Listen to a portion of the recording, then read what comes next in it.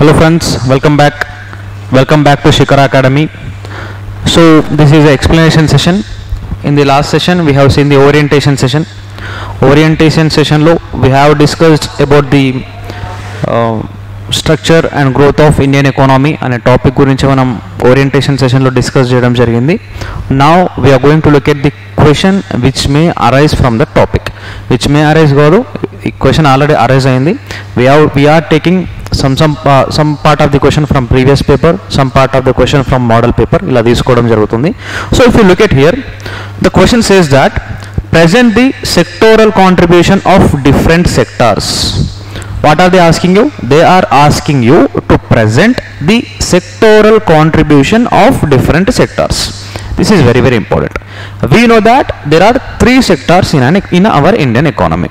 So what are those three sectors? Obviously first one is primary, secondary and service sector. మనకు ఈ three sectors కనిపిస్తాయి. So ఈ three sectors యొక్క primary, secondary and service sector యొక్క sectoral contribution ని what are they asking? They are asking you to present the sectoral contribution. This is the first part of the question, and the second part of the question goes in an entirely different way. The second part of the question says, and give the reasons for the faster growth of service sector. So when you present the sectoral contribution, after presenting the sectoral contribution, it will be very clear that the share of service sector is very higher when compared to industrial sector and primary sector. అవునా కదా? అంటే service sector యొక్క వాటా, the share of service sector is very high when compare to primary and secondary sectors. So they are asking why is it so, what are the reasons? So ఇది question అనమాట. సో సెక్టర్లో కాంట్రిబ్యూషన్ని present చేయండి, తర్వాత service sector బాగా ఫాస్ట్గా పెరుగుతుంది కాబట్టి దానికి గల రీజన్స్ని చెప్పండి అనేవి ఇవి రెండు parts of the question. So when you're starting the answer, మనం ఆన్సర్ని మైండ్లో ఫ్రేమ్ చేసుకున్నప్పుడు మీరు ఎట్లా ఫ్రేమ్ చేసుకోవాలంటే, ఫస్ట్ సెక్టరల్ కాంట్రిబ్యూషన్ అంటే ఏంటి అనేది ఒక వన్ లైన్లో టూ లైన్స్లో రాయడానికి ట్రై చేయాలి. ఇంట్రో పెట్టి let's try to right what is sectoral contribution. So what is sectoral contribution in general అంటే, సెక్టరల్ కాంట్రిబ్యూషన్ ఏంటంటే it is a proportionate contribution, right? Proportionate contribution which is coming from three different sectors of the economy. Right? In the orientation session also I have taken the same example. Now also I am using the same example which says, for example, 100 rupees are being generated in Indian economy. If at all 100 rupees are being generated in Indian economy, from these 100 rupees how much money is coming from primary sector, how much contribution is coming from secondary sector and how much contribution is coming from service sector. ఓకేనా? ఈ 100 రూపీస్లో ఒక్కొక్క సెక్టార్లో నుండి ఎంత వస్తుంది అనే దాన్నే మనం సెక్టోరల్ కాంట్రిబ్యూషన్ అంటాము. And we know it very clearly that back in 1950s and 1960s the sectoral contribution was in a different way. Then the primary sector used to lead the sectoral contribution, but the situations have changed. Now the service sector is leading the sectoral contribution. అవునా కదా? అదొకటి గుర్తుంచుకోవాలి. అందుకే service sector పెరగడానికి reasons ఏంటి అని వాళ్ళు మనల్ని క్వశ్చన్ అడుగుతూ ఉన్నారు. Right? So let's go forward and let us look at our introduction. Yes, let us look at the intro. The sectoral composition of an economy is a proportionate contribution of different sectors to the GDP of an economy during a year. అంటే ఒక ఇయర్లో జీడిపిలో ఒక్కొక్క సెక్టార్లో నుండి how much contribution is coming is called as the sectoral contribution. It is very clear. So it gives the share of agriculture, industrial and services sector. Okay na? దాని తర్వాత after writing the definition or introduction, let us go to the presenting the sectoral contribution. I have taken this image from Telangana Socio-Economic Outlook and I am not asking you to write the sectoral contribution from 2014-15, but at least try to write the sectoral contribution for last 2 years. Last 2 years sectoral contribution గుర్తున్నట్లయితే ఖచ్చితంగా present చేయడానికి try చేయండి.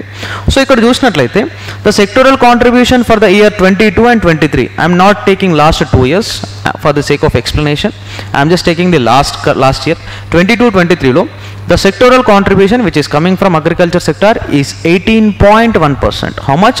18.1%. This is lowest. right? And second one, industrial sector, how much? Industrial sector 28.5%. 28.5%. And the rest, service sector is leading with 53.4%. అంటే 100 rupees ఇండియాలో generate అవుతున్నప్పుడు when 100 rupees are being generated in India, 53 rupees are coming from services sector, 28 rupees are coming from where industrial sector, and 18 rupees are coming from primary sector. అంటే దీన్ని బట్టి మనకి ఏమర్థమవుతుంది, service sector is leading in this sectoral contribution అనే విషయాన్ని we're able to understand very very clearly. So definition రాసాము, intro లాగా definition రాసాము, సెక్టోరల్ కాంట్రిబ్యూషన్ అంటే ఏంటి అనేది సెక్టోరల్ కాంట్రిబ్యూషన్ని ప్రజెంట్ చేసాము. Now we will go to the later part of the question. The later part of the question says that what are the reasons for the rapid growth or faster growth of the service sector. So try to analyze yourself. Basic thing ఏంటంటే in our day to day life, you are getting up early in the morning, you are looking at your phone. Phone is also included under service sector, right? Because telecommunications is included under service sector. You are coming to your institution with the help of transport. Transport is included under service sector. మధ్యాహ్నం పూట మనం బయట food తింటున్నాం, restaurant నుంచి order తీసుకుంటున్నాం, అది service సెక్టర్లోనే include అవుతుంది. Hospitality and restaurants, అవునా కదా. తర్వాత మనం ఈ కామర్స్ సైట్స్ యూజ్ చేసి ఆన్లైన్లో ఆర్డర్ చేస్తున్నాం, that is also included in the service sector. మనం ఊబర్ యూజ్ చేస్తున్నాం, that is also included in the service sector. అంటే if you try to understand and analyse, if you look at your surroundings, you are completely surrounded by service sector now. ఓకేనా, మన చుట్టూ life మొత్తం service సెక్టార్తోనే depend అయి ఉంది mostly, apart from eating food. ఓకేనా, అంటే వ్యవసాయం చేస్తేనే ఫుడ్ వస్తుంది కాబట్టి ఆ ఒక్కదాన్ని వదిలేస్తే totally we're surrounded by service sector. That's why everyday we're involving in service sector, everyday we're contributing to service sector. That's why the contribution of service sector is highest in GDP. ఆ point మీరు గుర్తుంచుకోవాలి. So let us go and look at the reasons. See, reasons for the growth of service sector, right? Reasons for the growth of service sector చూసినట్లయితే మనకి ఇక్కడ ఏం కనిపిస్తుంది, structural transformation. First one is structural transformation, which is very very important. Yes, I can say that if at all my father is a farmer, ఎగ్జాంపుల్కి తీసుకుంటున్నా. For example, if my father is a farmer, lot of people who are farmers but their children are not becoming farmers, right? They are directly coming to Hyderabad, they are directly working in software. అంటే structural transformation చూడండి ఎట్లా జరిగిందో. Person who is working in the field, a farmer who is included in primary sector, but his son is directly jumping to his son or daughter, whoever it may be, they are directly jumping into service sector. ఎక్కడో ఊర్లో పనిచేసుకుంటోళ్ళకు లేదా హన్మకొండల, అంటే మాది హన్మకొండ కూడా చెప్తున్నా, in generally ఊర్లలో టౌన్స్లో వచ్చిన వాళ్ళందరైనా కూడా వాళ్ళ పేరెంట్స్ ఏం చేస్తున్నారు అనేది పక్కన పెట్టినా కూడా మనం అందరం ఇప్పుడు సర్వీస్ సెక్టార్లో ఇంక్లూడ్ కావడానికి ట్రై చేస్తున్నాం. ఐటీ అంటున్నాం, service sector, software service sector, తర్వాత గవర్నమెంట్ జాబ్ సర్వీస్ సెక్టార్. అంటే మనం అందరం సర్వీస్ సెక్టార్లోకి రావడానికి ట్రై చేస్తున్నాం. We're very interested to come in to service sector. That is one of the important reason for the growth of service sector, obviously, అవునా కదా. అదొక పాయింట్. ఓకే, సో ఇక్కడ చూడండి, I'm not going very deep in to here, ఇక్కడ just చదువుకుంటూ వెళ్తాం. This point is, ఈ headings ఏవైతున్నాయో that will be very very important. So India has leap frogged from agriculture to service sector, అంటే people are directly jumping from agriculture sector to service sector. I have to understand this. Since 1991, the share of manufacturing sector has remained stagnant in 16 to 17% of GDP. Hence, decline in the share of agriculture sector accompanied by commensurate increase in share of service sector. అంటే చూడండి, manufacturing sector ఏదైతే ఉందో, industrial సెక్టార్లో manufacturing sector is one of the sub sector. ఆ manufacturing sub sector అక్కడనే స్టాగ్నెంట్గా ఆగిపోతుంది, agriculture sector ఏమో పడిపోతుంది. మరి పెరిగేది ఏంటిదిగా మిగిలింది అంటే ఆబ్వియస్లీ సర్వీస్ సెక్టర్ అనేది ఇంక్రీజ్ అవుతుంది. You have to remember this. Next, LPG reforms. Yes, LPG reforms are one of the important reason for the growth of service sector in India. Prior to 1991, the situation, the economy of India is very different when compared to the after 1991 situation. అవునా కదా. 1991 తర్వాత we have opened the doors of the economy. Foreign direct investment started flowing into economy. Privatization has increased. Globalization has increased.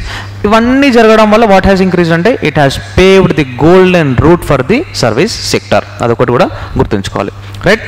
తర్వాత information technology, IT అనేది మనకు తెలుసు. ఇప్పుడు IT is in boom.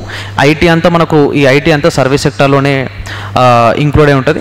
Lot of students are still in a confusion that service sector అంటే only IT అనుకుంటున్నారు. Service sector అంటే only IT కాదు, banking, telecommunications, hospitality, తర్వాత ప్రొఫెషనల్ జాబ్స్ అంటే టీచింగ్, లాయర్, ఇట్లాంటి professional jobs, government jobs, real estate, all those things will be included under service sector. You have to remember this, right. So IT కనుక చూసుకున్నట్లయితే IT and BPM services ఏవైతున్నాయో these are very very important for the growth of service sector. ఇప్పుడు మనం చూడొచ్చు, lot of people are coming from villages లేదా small towns are directly coming to Hyderabad for the sake of working in IT sector only. అవునా కదా? కాబట్టి IT చేయబట్టి కూడా service sector అనేది బాగా బూమ్ అవుతుంది. Next global outsourcing hub. ఓకేనా, ఇప్పుడు నేను ఇంకా డీప్గా వెళ్ళి ఇక్కడ గ్లోబల్ అవుట్ సోర్సింగ్ హబ్ గురించి ఎక్స్ప్లెయిన్ చేయను. I just want to tell you one thing. Google ఉంది.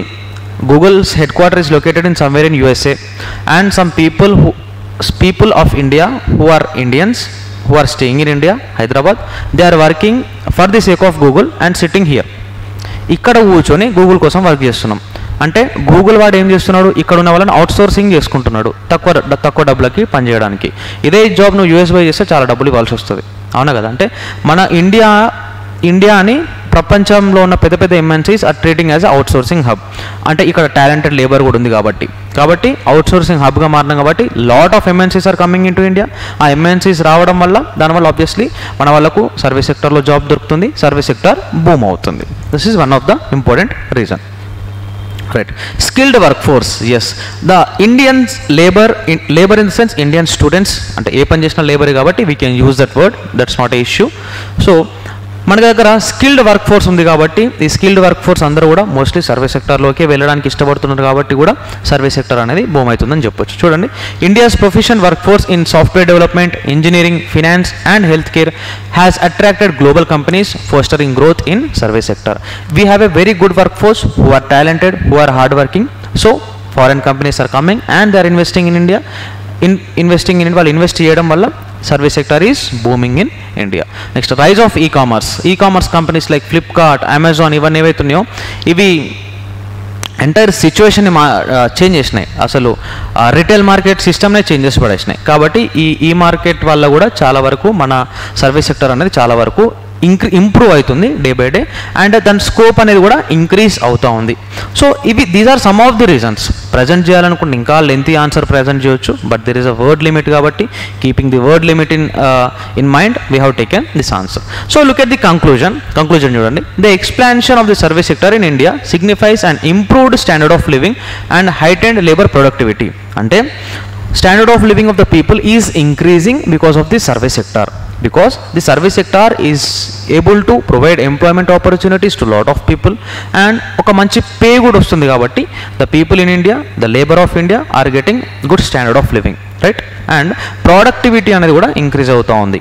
Next, technological advancements and increased income levels contribute to the sector's growth, making it a crucial driver of economic development. Ante technology lo vache changes valla kaani kotta technology ఏదైనా వస్తుంది, ఒక కొత్త startup వస్తుంది, ఆ కొత్త technology, కొత్త startup అవన్నీ మనం దేంట్లో ఇంక్లూడ్ చేస్తాం? Obviously all those things will be included under the service sector only. And one more thing I want to add to you that the increasing population is also one of the important reason for the growth of service sector. ఎందుకు అంటే ఇప్పుడు 100 మంది పిల్లలు ఉన్నారనుకోండి, ఒక school చాలు. 200 పిల్లలు ఉన్నారనుకోండి, యూ నీడ్ అనదర్ స్కూల్ వచ్చిందంటే that school is also included under service sector. ఇప్పుడు 50 crores మెంబర్స్ అంటే 50 crores మొబైల్స్ చాలు. The population of India is 145 crores. Now you need 145 crore mobiles. Transportation కూడా చాలామంది ఉంటే చాలామందిని తిప్పాలి. అంటే పాపులేషన్ ఎక్కువ కొద్దీ సర్వీస్ సెక్టార్ యొక్క యూటిలిటీ అనేది కూడా ఎక్కువగా ఉంటుంది. కాబట్టి దానివల్ల మన దేశంలో పాపులేషన్ కూడా ఎక్కువ ఉంది కాబట్టి the service sector is constantly booming in India. So this is about the sectoral contribution. అంటే వాళ్ళు ఏమన్నారు? ప్రజెంట్ సెక్టోరల్ కాంట్రిబ్యూషన్ అన్నారు. We have presented the sectoral contribution and we have given some of the important reason for the growth of service sector in India, right? This is it in this class. In next class we'll see you again. I hope it is very very clear for you. Thank you so much.